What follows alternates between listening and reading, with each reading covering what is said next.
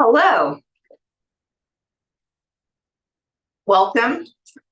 My name is Dr. Gigi, and welcome to Tapping into Recovery.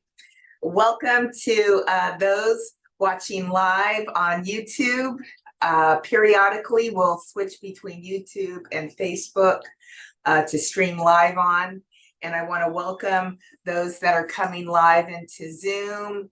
People come in, come out periodically, but we are here. And so I'm going to read the statement of purpose.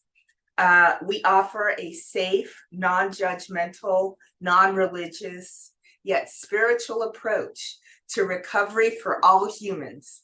We welcome any addiction, substances, alcohol, drugs, people-pleasing, procrastination, perfectionism. We offer a tool-based approach to recovery using EFT tapping, breathwork, visualization, and meditation. And now it's time to review our meditation. And I will go ahead and read that. Grant me the serenity to accept the things I cannot change, the courage to change the things I can, and the wisdom to know the difference. And next, I'm going to I'll read the Sacred Circle Foundations. 1, this is a safe place for everyone. And I'm going to share my screen.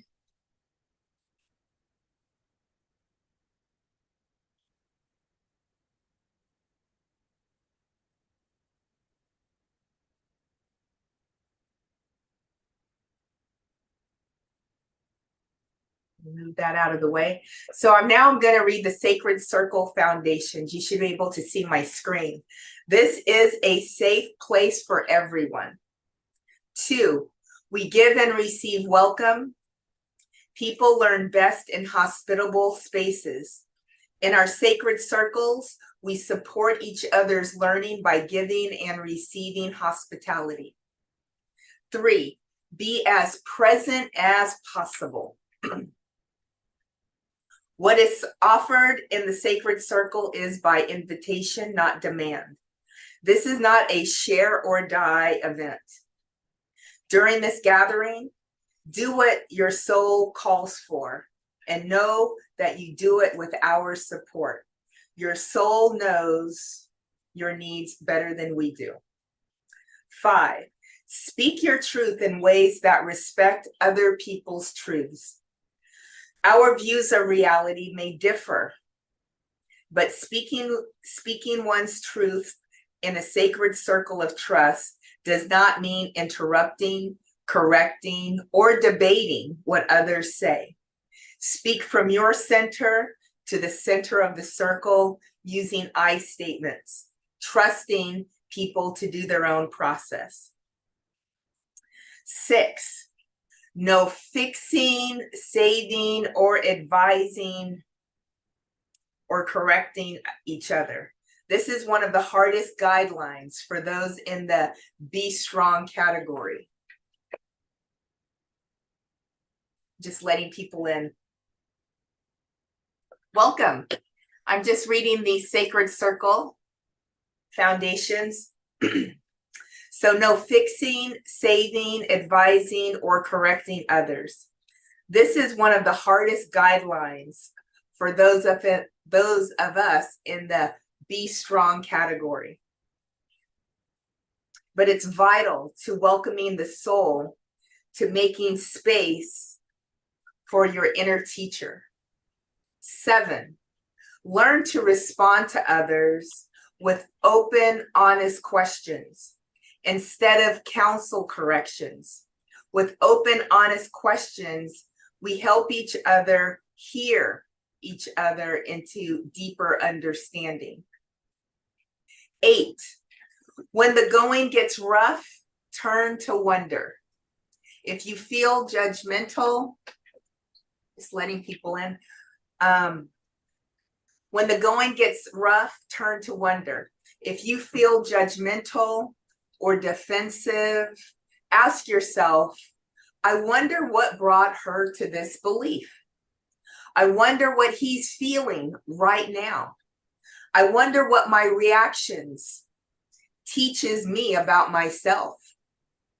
And set aside judgment to listen to each other and yourself more deeply. 9, attend to your own inner teacher. We learn from others, but as we explore poems, stories, questions, and silence in our sacred circle of trust, we have to have a special opportunity. We have a special opportunity to learn from within. So pay close attention to your own reactions and responses to your own to your most important teacher, and that is yourself. 10, trust and learn from the silence. Silence is a gift in our very noisy world and a way of knowing in itself. Treat silence as a member of the group. After someone has spoken, take time to reflect without immediately filling the space with words. 11, very important. Observe deep confidentiality. Nothing shared in our sacred circle of trust should ever be repeated to others. And 12, know that it's possible to leave the sacred circle with whatever it was that you needed when you arrived. And the seeds planted here can keep growing and will keep growing for days, weeks, and months ahead. So just be mindful.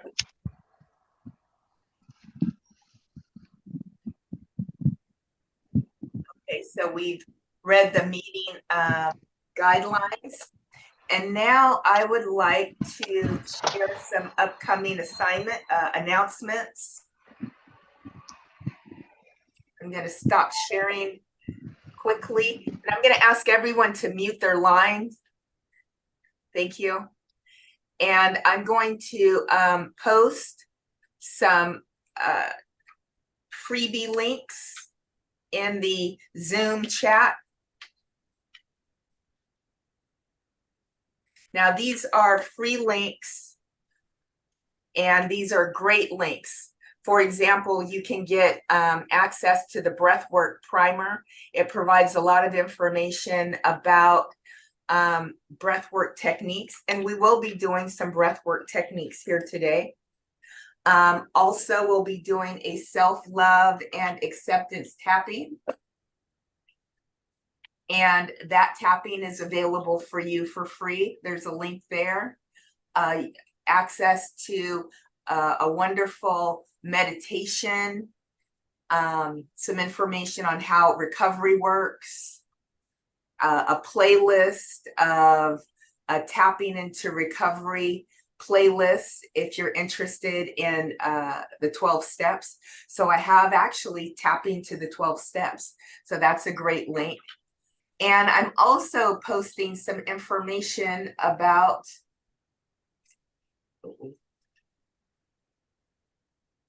some cool items that I have. If you'd like information or if you'd like to access private coaching, I have that. There's a link. I have 2 really exciting items I'd love to share. One is about the Discovering Yourself program. And that's for people that have been people pleasers for their entire life and are looking to experience different, better and different, and really to find out who they are in their heart. So the Discovering Yourself course and ebook will help you do that. And I've just published the Boundary Badass ebook. Now that is for empaths. That's for people pleasers. It's for people that have been doormats in the past. And if you're ready to stop being everybody else's doormat and you need ways to create and maintain your boundaries, this is the book for you. So please avail yourself of that. And I've also posted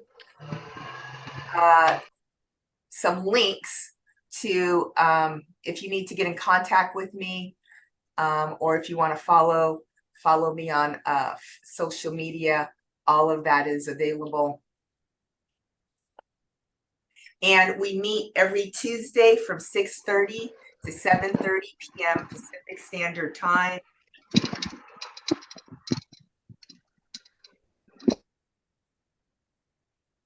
And so now it's time to talk about breath work. Dr. Gigi, can I just share one thing real quick? I apologize. Please do. Can you hear me? Yes, I hear you perfectly, Lisa. Hi, thank you. I'm just blessed to be here. This is exactly where I need to be right now. And I just wanted to share that I have benefited from one of your sessions, and it is priceless. So I appreciate you, and I just wanted to put that out in the universe. You're amazing and a badass. I love that. I love that. And I am so grateful for you sharing that, Lisa. And so next, what we're going to do is we are going to talk about breath work. Now, breath work is such a beautiful thing. You know, I've been a smoker for the better part of my life. And I'm coming to realize that what I really like about smoking is really the breath work. And it's really the deep, intentional breathing that I really love. I thought it was smoking. And, you know, there's things I like about smoking, but it's that breath work that I really love. And when you think about breath work, it's what we begin and what we end our life with. It's what we begin and end our life with. And when you think of it like that, it is just really powerful. So breath work supports so many, you know, of the challenges that everyone experiences. It reduces stress. It creates feelings of openness, love, peace, gratitude, clarity, communication, and connection. And it also helps to release trauma and mental, physical, or emotional blocks or resistance. It's great for helping anxiety, depression, fear, grief, and anger. It's great for just moderating and transforming that energy to something that makes life much more easier to navigate. Welcome, Bee. And so there's a breathwork primer. There's a link in the chat. You can click on that to get more information about that. And breathwork has really just been trendy, you know, but it's not new. It's been around for centuries, eons. People have been practicing breathwork for thousands of years, and it's got roots in yoga. The basic idea of breath work is to release the toxins and stress when you breathe in and you nourish your body and your mind, you know, with the breath going in, and then you release any patterns you want to release, any issues you're really confounded by and stressed by. You can release that with the breath. And additionally, there's some tons of health benefits, but it will alkaline your blood, it will reduce inflammation, and it will elevate your mood like that. And we're going to do some breath work right now, right before we do our tapping practice. As a matter of fact, I need to go get my book for my tapping practice. One moment.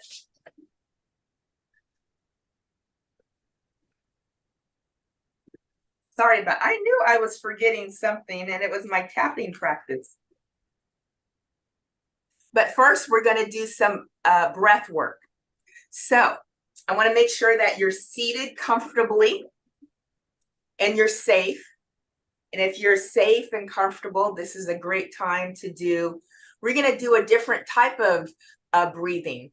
Normally we do 4-7-8 breathing, but today we are going to do deep abdominal breathing. It's very simple. It goes like this. Breathe in through your nose deeply, and then exhale deeply. So as you breathe, I want you to visualize your breath filling up your body, and visualize peace and love and tranquility going through your nose.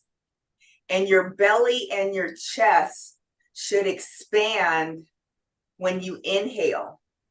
And when you exhale, your chest should relax. Your navel pulls back toward your spine. Now, this type of breathing, and it's deep breathing, it tells your body to relax. And when your body can relax, that helps you think better. It helps you make better decisions. So when you're in your active addiction, you can remember, I can just do some deep breathing. Because when you get scared, you start breathing very shallow. You just start breathing, in quick breaths. You're not taking deep abdominal breaths. And that's one of the things I really enjoyed about smoking. I was taking deep abdominal breaths. But you don't have to smoke to take deep abdominal breaths. So let's take some inhale. We're going to do 4 rounds of deep abdominal breathing. We're going to breathe in through the nose, and we're going to visualize a white, cleansing, peaceful light breathing in. And then when we exhale, any stress, any anxiety that you might be dealing with, let that go out with your exhale. Does that make sense? Any questions before we start? Okay, I think you all have it. So we're only going to do 4 rounds, but I want you to notice how relaxed and calm you get after just 4 rounds of deep abdominal breathing. And I'm giving you this tool so that you could do it anytime, anywhere. Anytime you feel stressed, you feel like it's, you got a lot of anxiety or you're out of control. Just remember, you can just remember your breath and fall back to your breath. So on the count of 3, I'm going to go ahead and start. 1, 2, 3. Inhale through your nose. Watch your belly rise. And then exhale through your mouth. And exhale all of your depression, your anxiety. Exhale out your addictions and all of those things that you want to release. And now let's inhale through the nose. Inhale peace and calm and tranquility. And now let's exhale deeply and fully, exhaling all the stress and anxiety through your day. Now let's breathe in again through your nose. Breathe in deeply. Breathe in a white light of peace and tranquility. And then exhale all your stress, all your anger, all your resentments. Last round of deep abdominal breathing. In through the nose, breathing in peace, peaceful white light. And then exhaling all your stress, all your pain, everything. So how are you feeling? That always helps ground me, and I really wish I had you in my pocket, Dr. Gigi. I could just breathe with you all day and be on cloud nine. So thank you for that gift. Well, you can. We can figure out something. But you see how, this is a tool you can pull out of your toolbox anytime, anywhere. It doesn't require anything. And sometimes I'll tell you, when I'm experiencing a lot of pain and angst, I'll sometimes use my phone and create a timer on my phone to say, breathe, breathe. Sometimes I need a reminder to just go back to my center. So now I'd like to share another tool that will help in your recovery. And this tool is brought to us as an emotional freedom technique tool. Now, emotional freedom techniques are based upon thousands of years of Chinese medicine. It's very similar to acupuncture.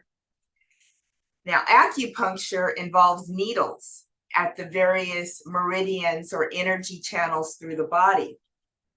With EFT, we don't use any needles at all. We just use the pads of our 2 fingers to gently tap or massage or just press on one of 9 meridians located from the top of our head to the mid portion of our torso. And we're going to go through it. You don't have to remember. The wonderful thing about tapping or emotional freedom techniques is it will transform your mood, your mindset to something very easy, quickly. And so if you're experiencing anger or depression, you can do some EFT to transform that energy to more peace and calm. And when you have peace and calm, you have greater optimism. You're better resourced to handle your day. You're better resourced to make better decisions for yourself and your loved ones. And it gives you time and space to do that.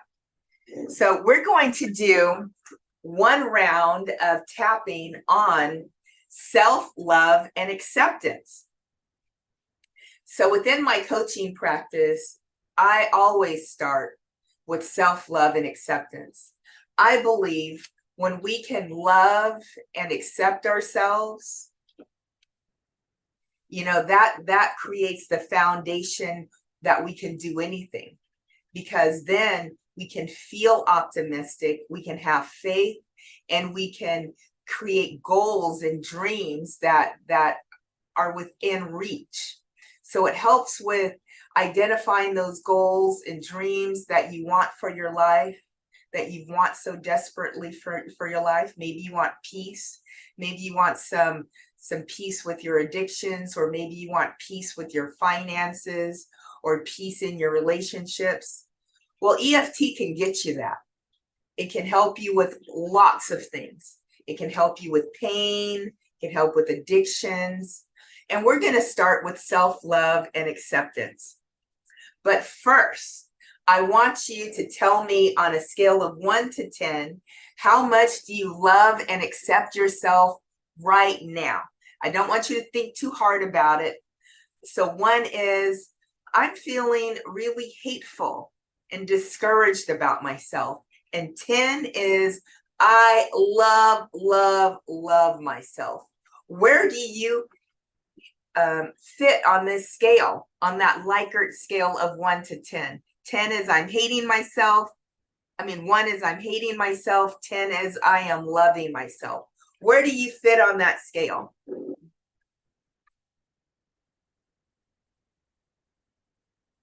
And you can post in the chat or come off of mute and share that. I am honestly about a 3 right now, unfortunately. Okay, we can work with that. Yeah, I've made a lot of damage, and I'm 132 days sober, which is awesome. But in the big book of AA, it goodness, sorry, my kids are running up. I'll have to finish the thought in a moment. No problem, no problem. Hey, I know you had to go on mute. Lisa, big congrats on 132 days sober. That's a big deal. I am so proud of you. Woo-hoo-hoo. But you said you were about a 3 right now. Okay. Yeah, in the big book it talks about like when the farmer and his wife go down into the cellar for the storm, and then he comes out, and instead of acknowledging the damage, he's like, "Oh, the weather is nice now." Like I've got the wreckage of what I've made, and I'm trying to forgive myself. That's the struggle. So thank you. Thank you. Thank you. So what we're going to do is we are going to do 1 round of tapping. The beauty of tapping is you could do it anytime, anywhere. You don't require a practitioner, but once you have the basic practice and you understand it, you could do it whenever you're feeling stressed. And it's a great tool to share with other friends and family that might be having stress too. And you're going to see how quickly that this tapping can change your mood and your mindset. And I believe this, when you can change your mood and your mindset to something more kinder and gentler, something easier, you are better resourced to live your life. You're better resourced to make decisions, and you're more optimistic and faithful that you really can not only dream, but meet your dreams and your goals. And I think that's a wonderful thing, because if you can think it, you can do it and you can be it. So just do what I do. Let the words that I say just envelop over you. Now, periodically, I'm going to say, take a deep, intentional breath. A deep, intentional breath looks like this: in through the nose, and then exhaling through the mouth with an audible sigh. And here's the pro tip. I want you to breathe in and visualize peace and love. And when you exhale, I want you to exhale everything that is not love.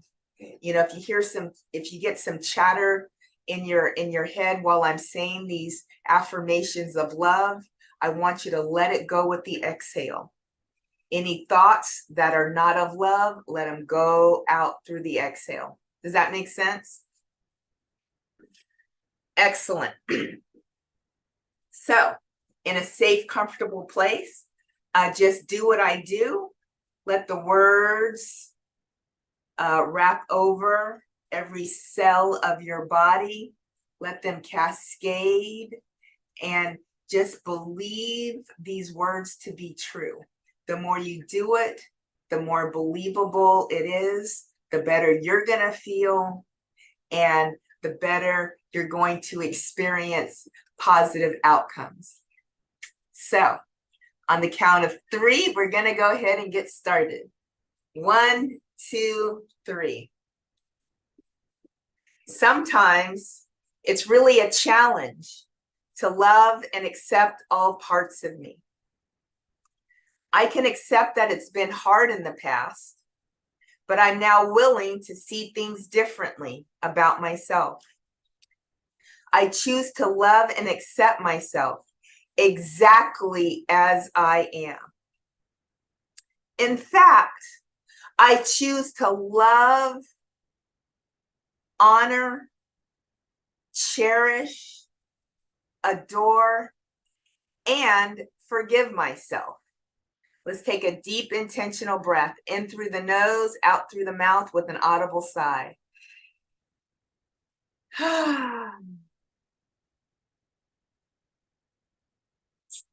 Top of the head.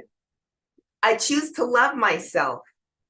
And maybe I blocked that in the past, or at least limited it.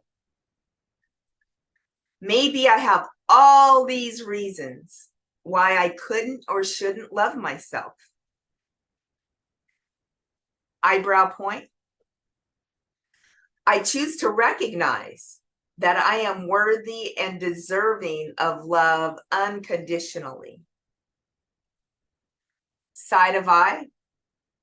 I love me. And it's not always easy to say this. Under eye. I have a whole list in my mind of why it's hard to love myself. I've done bad things. I've made mistakes.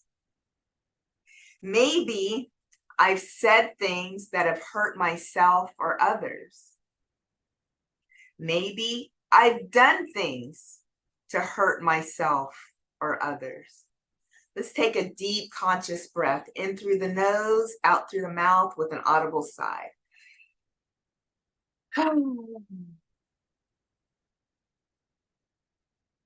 Under nose.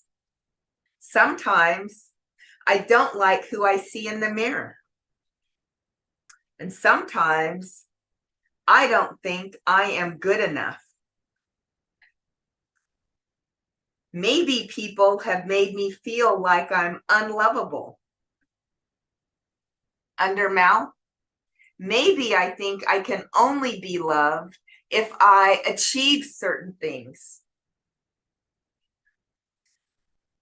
Collarbone.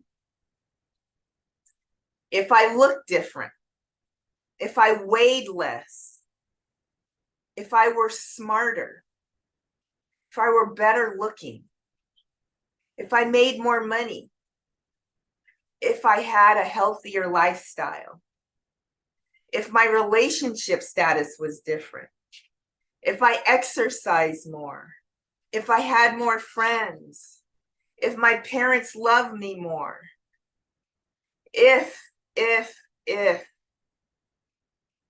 Take a deep conscious breath in through the nose, out through the mouth with an audible sigh. 3 inches below the armpit. I have all these reasons why it's hard to love and accept myself.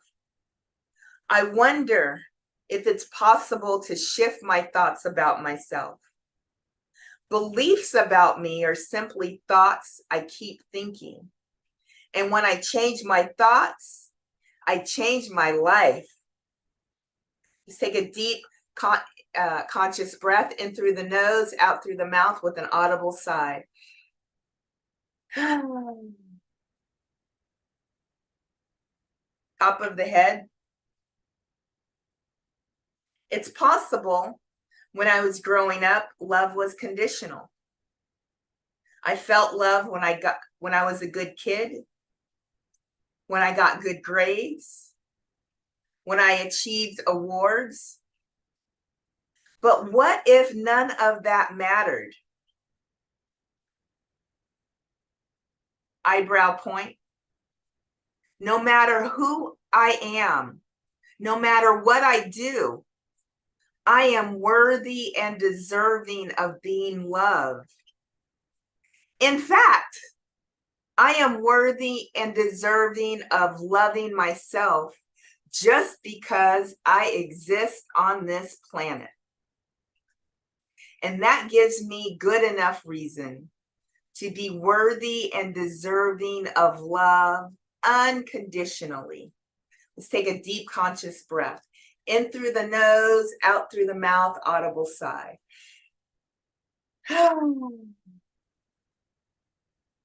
Side of the eye. I choose to love myself unconditionally. And maybe that's not familiar to me. I am a unique expression of divine love and light. What's not to love? All kinds of reasons might be coming up, but there aren't any good reasons coming up. Under eye. I am not defined by my circumstances. My circumstances are the result of how I've been defining myself. And as I define myself as someone worthy of love, I will be surprised how easily I take positive action because I love myself. Take a deep, intentional breath in through the nose, out through the mouth, audible sigh.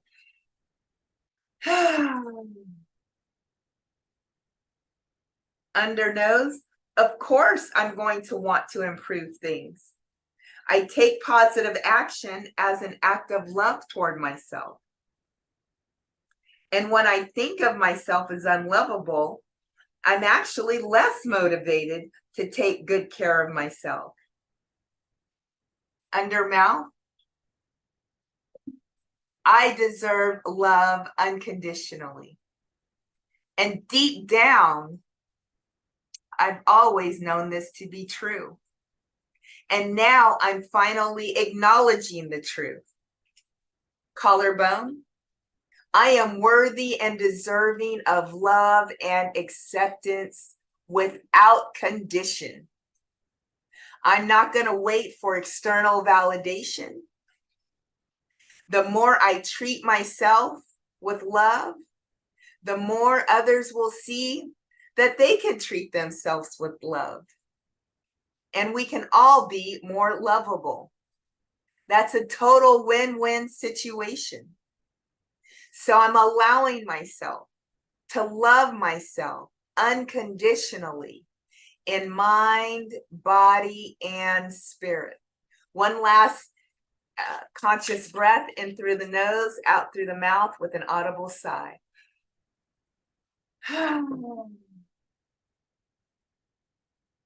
So that was just one round of tapping. So I'm curious, how did your score change? So 1 was, I hate myself. And 10, I love myself. What's your score now?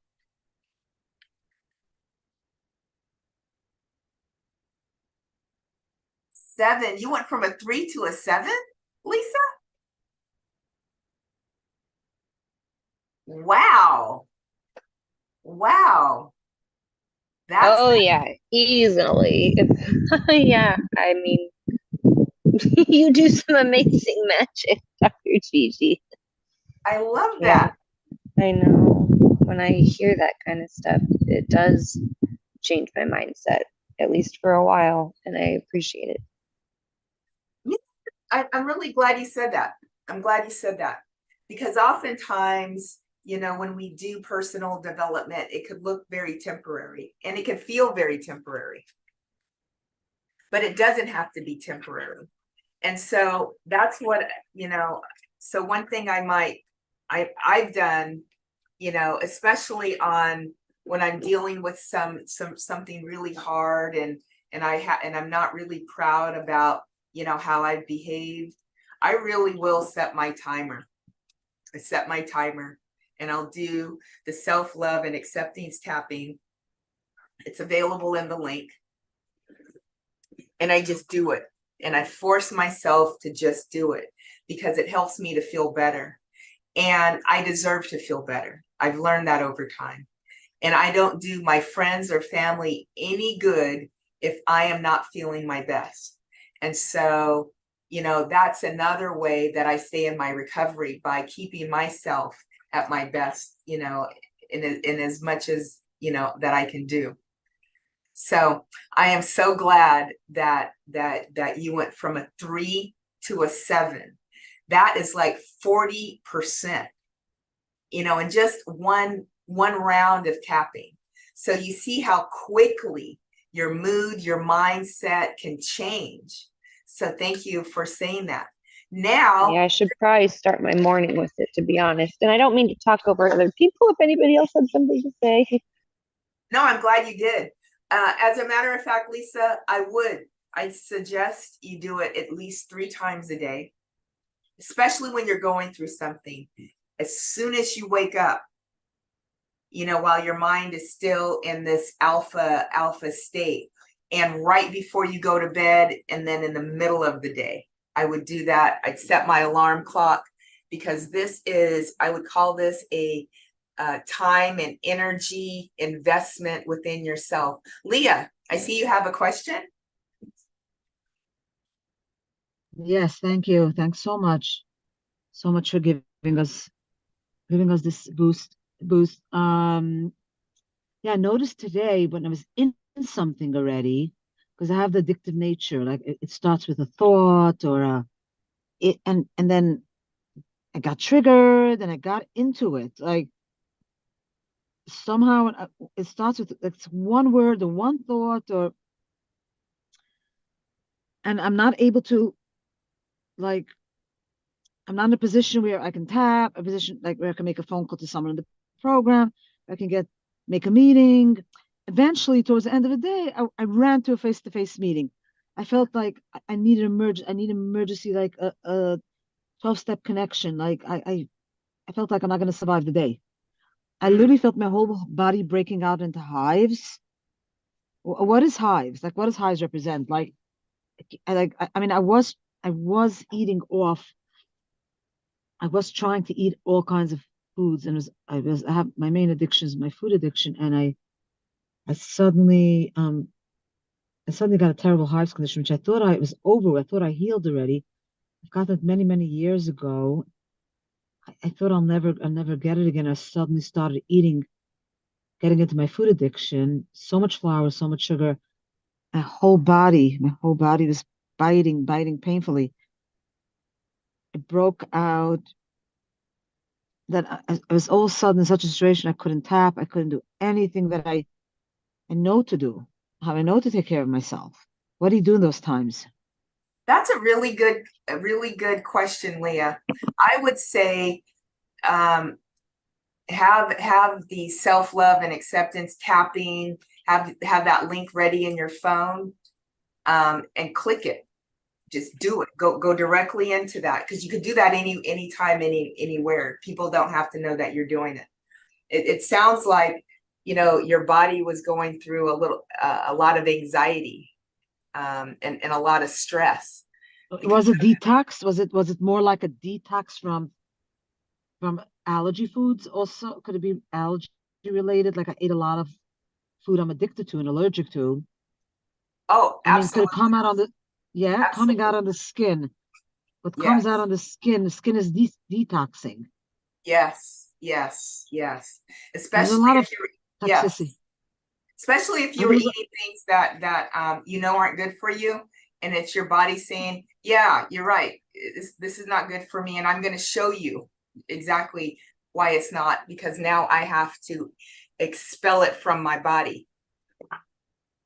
right, right, because that like it was one last time I wanted to make sure can I eat those foods? Can I eat everything and get back to tapping? I'll heal myself. I'll eat what I want, then I'll heal myself.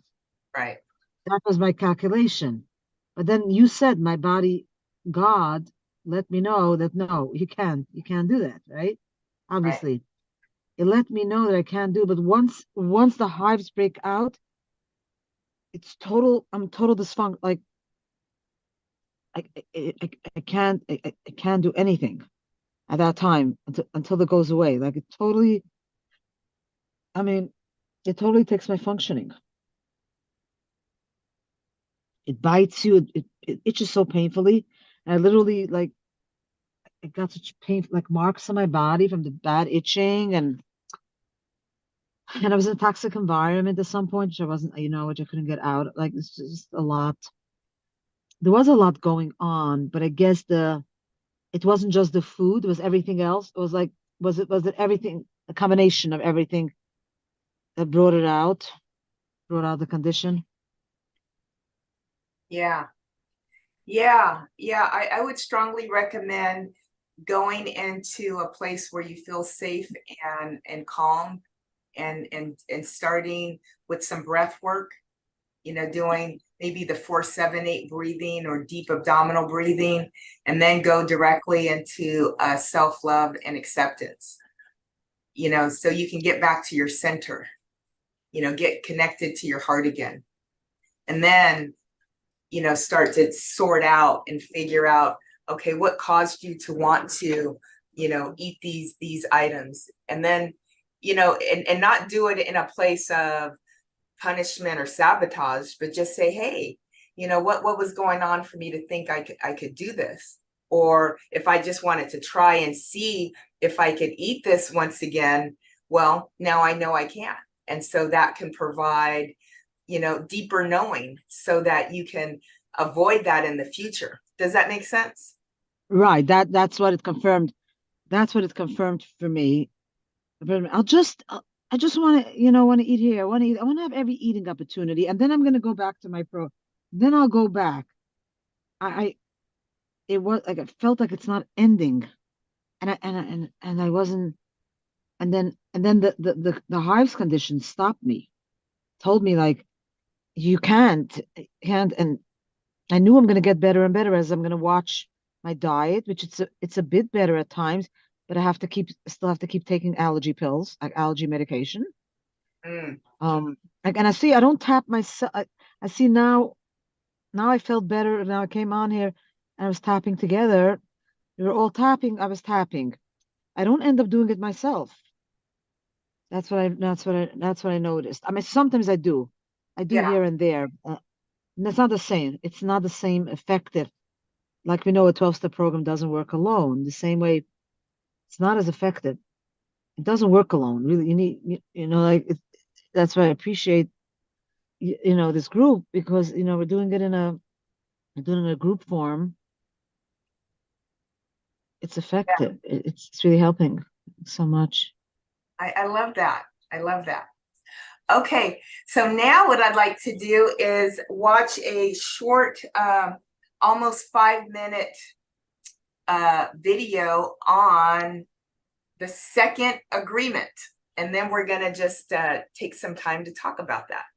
So first, I'm going to share my screen. Is everyone able to see my screen? Yes.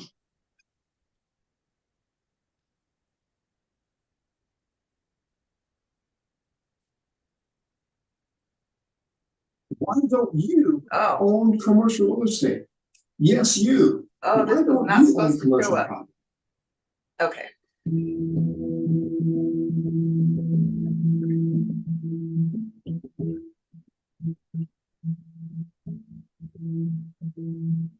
The second agreement is don't take anything personally. When you take things personally, you make the assumption that everything is about you. Well, nothing other people do is because of you. What other people do is a projection of their own reality, their own world. Even when a situation seems so personal, even if others insult you directly, it's not about you. It's about them. Their point of view comes from their belief system, from all the programming they received during domestication. Likewise, your point of view comes from your belief system. It's a projection of your world. You're creating an entire movie in your mind where you're the producer, the director, and the main character. Everyone else is the secondary character. Your movie is the way you see the world. It's your story. It's your personal point of view. And it's no one's truth but yours. Imagine walking up to a movie theater showing dozens of films. You look around to see what's playing, and you decide on the story of you. The story of you, please.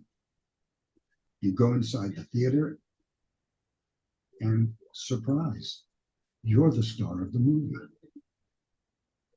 Of course, you recognize all the characters in the movie because it's the story of your life. After a while, you decide to go to another movie.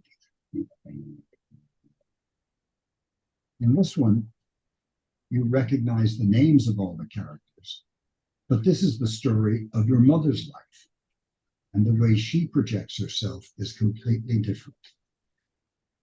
You know it's not authentic. It's the way she wants everyone to perceive her. But then you begin to realize It's the way she perceives herself, and it's a shock.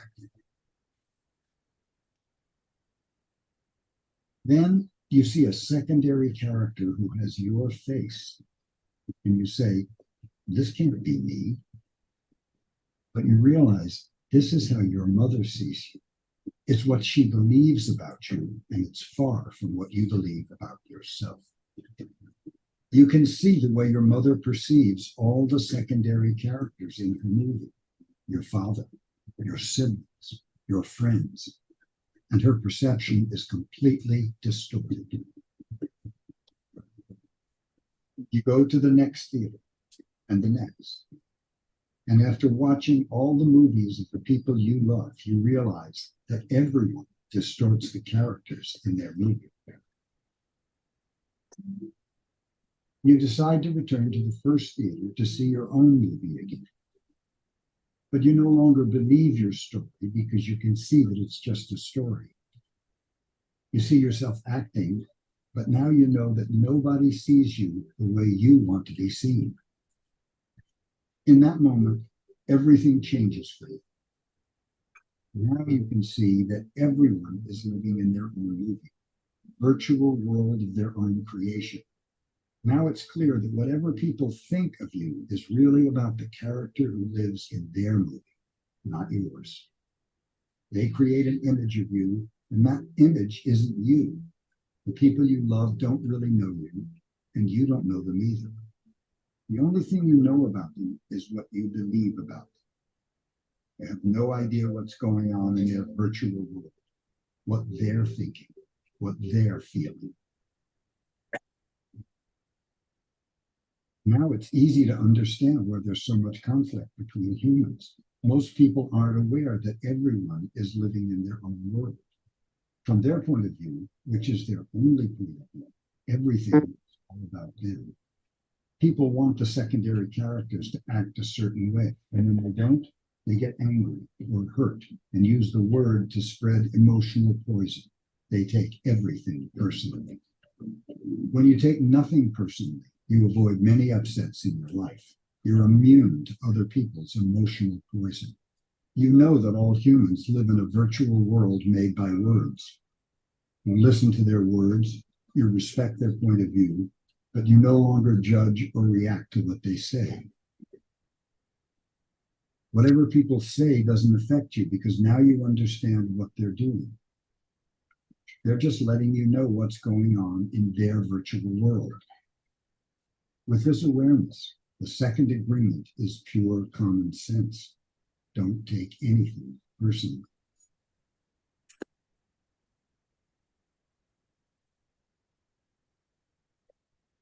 Okay, so got some questions as a result of hiring someone to help. Turn that off.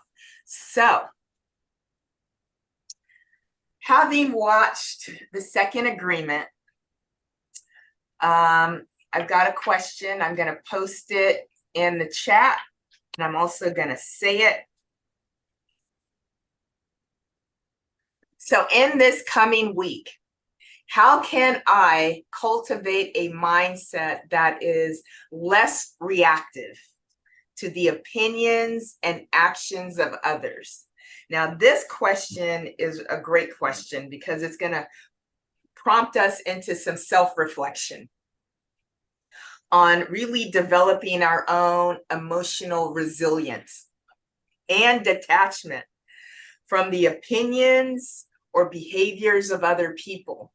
So this question really encourages the exploration of different strategies to maintain inner peace in the face of external events. Leah, did you have, I see your hand is raised. Did you have a question? Care for your No, family. may I comment on the video? Yes, please.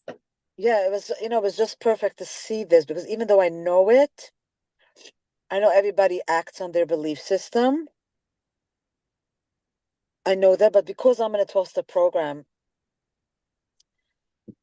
I know that, we get the help with our attitudes and feelings. And and then we do the tapping and all that stuff. What is with people like, what is if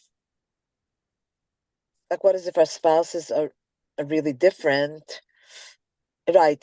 I know logically in my mind, I know that it's not, it's not what they're doing is what they're perceiving, what they're believing, and it's them. It's about them. It's not about me. That's what it's saying, right? Right. What they're doing is about them. That's how they perceive it. That's what they believe, and that's what they act on. But I see when I'm in actually such a situation, when I'm actually, because now I just got engaged and I'm getting married soon, and Oh, congratulations. thank you. So I'm busy with my fiance. Let's say, um, I'm really an overload. Like I am, I have to like take responsibility. I notice that I get overreactive and get very triggered, especially still I'm still like not out yet, completely out of where I am now, and I get it, and I'm no, and even I'm aware of it. I probably can't even really see how much it's affecting me, and I mean, I'm aware that I'm an overload, and I can't see it when I'm in it, but I can also really just really believe, you know, just believe what I believe in that moment when I'm in this kind of environment, when I feel like, there's still like a toxic effects on me. That's my responsibility. Because I was wondering like why I'm becoming so reactive. I'm so active, so triggered to what like the way my fiance is responding to what like we're trying to do stuff, trying to like, that's one of the main things. I wanted someone that understood that that's what, that he wants that too, and he agrees to it. That's what, we felt we were had when we dated, and we were very good at how we deal with things and challenges, and just be able to discuss things like,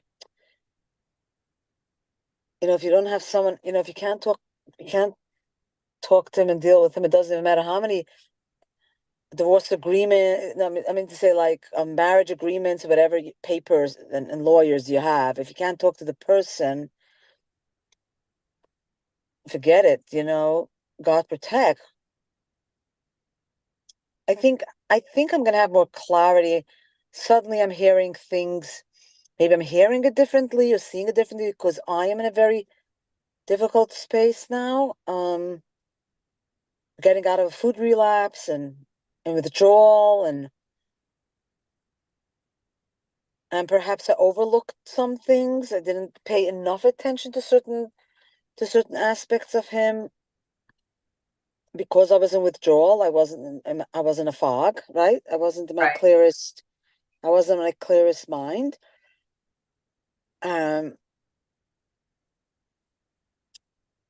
but even not being in my clearest mind, I still felt confident. I still have awareness. I felt more aware and prepared to date based on my experiences and what I'm looking for and watching out for. But then once we got engaged, I keep hearing different. Maybe I'm getting very triggered. It's triggering and react. I'm getting very reactive because things are happening fast. It's an overload. It happened faster than I thought. I was gonna take my time already, but I couldn't take my time. I don't know. It was such a kind of situation. So it could be, I mean, based on what I heard in the video, that could be that I'm overreacting. I'm an overload.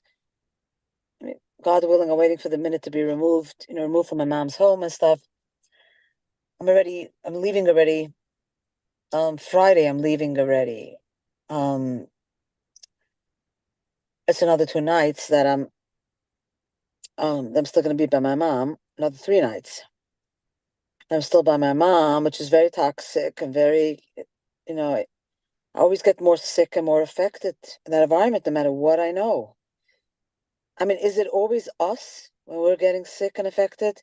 No matter how abusive or how unsafe that person is it still always about us when we're disturbed? Like it's our, Yeah. you believe that? We're It doesn't matter who impacted the by it. person, right? I said yes, because we're impacted by it. So you're saying it doesn't matter how terrible that person is, if it's the way we react to, the way our attitude towards it, you mean? We're It's our still at fault. reaction. Yeah, it's our reaction to, the abuse or their behavior or their words. We But always have to look at, how are we responding? right, but sometimes I'm like, how then? How then should you respond to such terrorism, like to such abuse? Like it feels so bad, but it feels like that's how we should feel so bad because it is bad, no? Sometimes Yeah, you know what I'm saying? exactly. It feels like that. Yeah, yeah. And then we have to ask ourselves, why are we allowing ourselves to be in this abusive situation?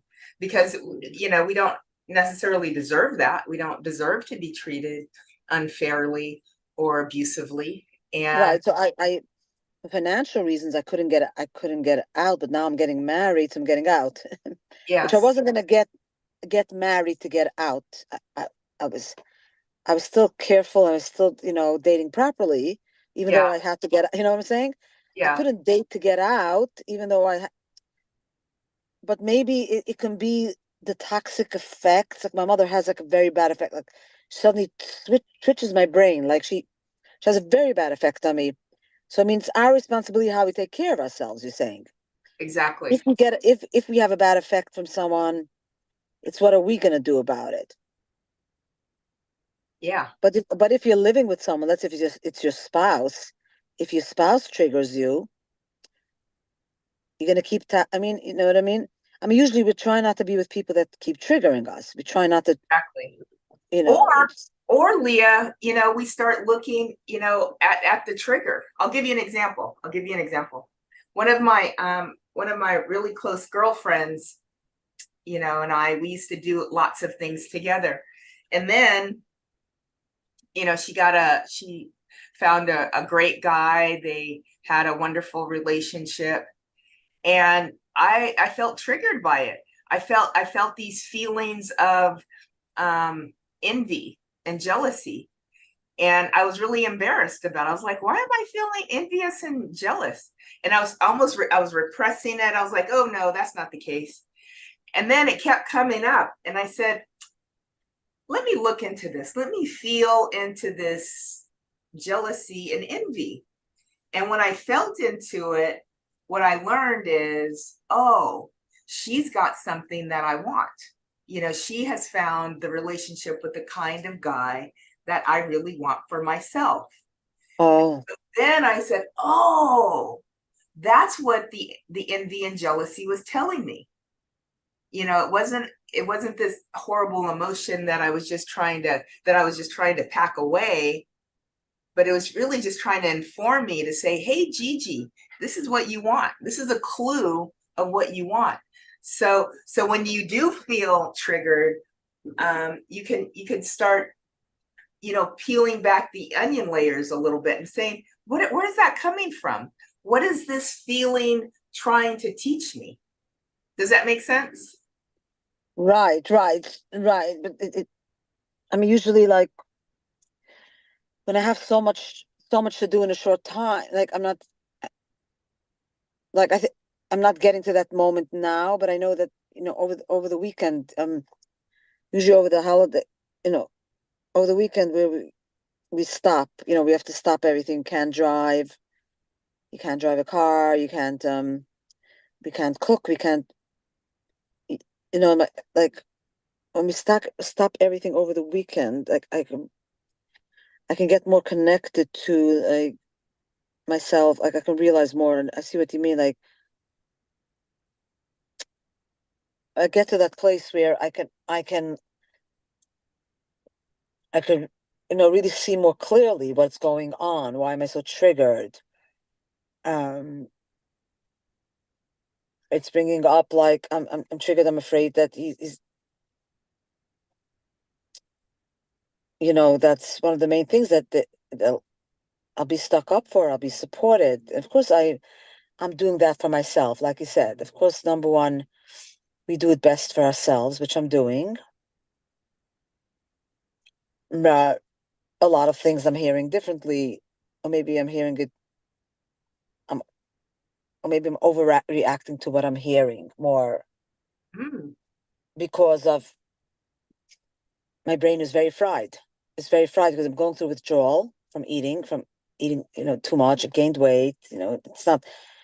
It's like really punishing. Just now, when I have to present myself to people, I look like that. Usually, I was, you know, looking much skinnier, kept myself, maintained my weight. I look skinnier, prettier, and just now, when I want to look my prettiest, how I usually look, and now I'm presenting myself like this. I want to just want to trust God in it all, and yeah. when Yeah. things are out of my control, and that's what, you know, brought up. So it just Yeah. it just brought up too much. I mean, I realize how I'm triggered by my mother, that I have to basically be removed from her, yeah, to Yeah. survive, and I basically do remove myself. But even just seeing her for a second, like, throws you into a tailspin, you know. Try to remove myself. Ace, there's always trouble, always something when I see her, and it's hard to grieve it now, you know, now to see a lot of stuff that she's done to me over the years, like how much a lot of what I'm going through is a lot how I was raised and primed, and it's just very, very triggering. It's a lot. And I'm trying so hard for so many years to tap, you know, to do stuff to not be so affected, to remove my triggers, you know, not be with people that are triggering. And my fiance is triggering me so much. And is he taking advantage, and maybe not consciously advantage, of like of where my brain is now? Or he's just being who he's being, you know, he's being who he is. Yeah. He just they they just show their true colors, right? I Right. mean, Yeah. a You lot know, of things and I'm not accepting, you know, I realized, I said, too late, too late. This was agreed in our dating, you know. You yeah. can't, you don't come now. Now you don't come and tell me this or that. This is how I agreed. This is how I agreed to be with you. This is what we discussed. There is honesty and trust. You know, this was a word. Our word was a word, and that's, you know, that's why I got engaged to you. That's what I knew it was. He's not going to play that crap with me, you know, because Right. I get him. He's going to try to, I don't know, but that's his pattern. That's not personally to me, right? It's meaning he has a pattern of how he's, you know, dealing with me, but that has nothing to do with me. It's not personal, like you said, right? Like they said, it's not personal. He's dealing with me the way he was raised, you know, the way he was raised to deal with things. Yeah. Yeah. And most people don't get into recovery, or, you know, they don't do all that stuff, all You that know, healing stuff unless they have to, you know. yeah. And Well, I thought he was more into healing than he is, which shocked me also, like, so much, like, really shocked me. And I'm having anxious thoughts, like natural anxious thoughts, feeling it all, what, you know, having all the, trying to be realistic but optimistic, like, what it is, like, suddenly I see it so much more clearly because I'm not in all that junk food. Does it make sense? If we put, you know, we're not eating all that food, we become more irritable, rather, or become more clear. It's both, I yeah. get. Yeah. Really depending. You know, it sounds like, you know, you have quite a number of really good issues maybe to journal about and just get it all on paper so that you can see what's what. And you talked quite a bit about boundaries and the need to create and manage good boundaries. You might be interested in my book, The Boundary Badass. It's an ebook, and it's available now. Oh, that sounds interesting. Yeah, I posted a link in the chat. I'll post it. I'll put it down here again. But I think you hit on something now, because I realized that I think I noticed it in the dating already, that he has issues with the boundaries, as every addict does. Anybody in active addiction addicts don't like boundaries. Addicts do not like boundaries. Yes. He has some addiction there, something he has there, which he's not really admitting. And I am so much in recovery. This is my life, it's my way of life. Right. Or so, you can't go on that. Like, he can't suddenly, decide that. Like, I'm getting really scared because I noticed that he wasn't honest about a lot of things. It wasn't really, or maybe he wasn't really paying attention. And it sounded like he was agreeable, but then all of a sudden he makes comments that he wasn't agreeable to that, or there's no, or I don't have, or I'm not really hearing clearly what it is. It's triggering me like crazy. And also, we're both under very much pressure now. Right. Hey, Leah, we've got another 3 minutes left, but I think you have certainly addressed a lot of really important areas. I think it might be a good idea to put them down on paper, because I see that you're getting the clarity that you need, as you're talking. Maybe some of that has your angst or your stress about that is causing you to eat some of the toxic foods that I don't do it anymore. harmful to you. I'm not eating those foods anymore. Okay. I had, I had eaten it, but once you put down those foods, you go through detox. Yes. You go through detox, you're also more irritable. You're also faster irritable. Yes. It's not a time. It's not really a good time. All these, I think I'm usually very watchful. I'm all my, in traumatic times, I think I really try to avoid triggers. Like, I really had to just heal and just, detox. Like, it's just, And it's really hard. you're deserving of being able to have time to heal and to detox and do all of that. And so I'm grateful and proud of you for standing up and saying, yeah, this is what I deserve, and I'm going to do that for myself. Congratulations. Yeah. So, I'm aware of what my part might be in it. The way I'm seeing it wrong now. I'm just in a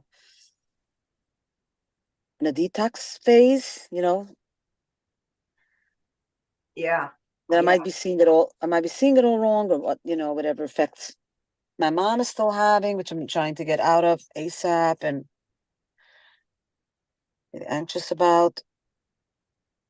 Oh, I feel sudden, like I kept getting sudden, like, heartburns, very bad heartburns, and wow, this detox is brutal. Oh, I bet. Oh, detox is always hard. I mean, like, withdrawal is hard always. It's not easy. It's not always easy.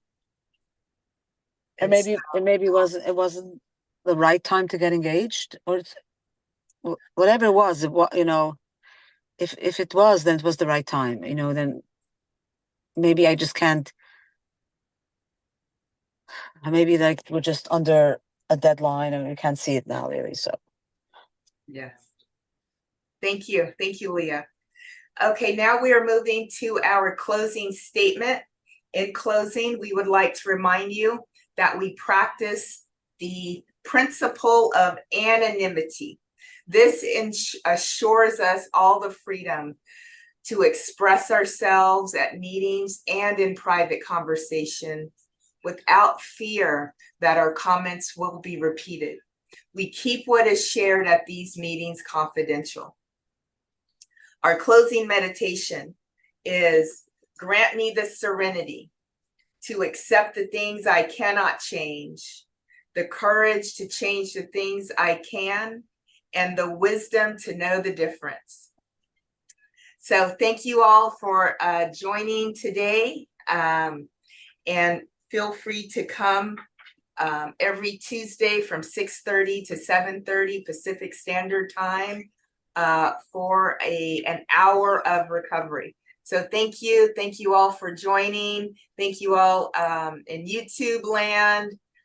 This is streaming live there, and thank you all for joining live.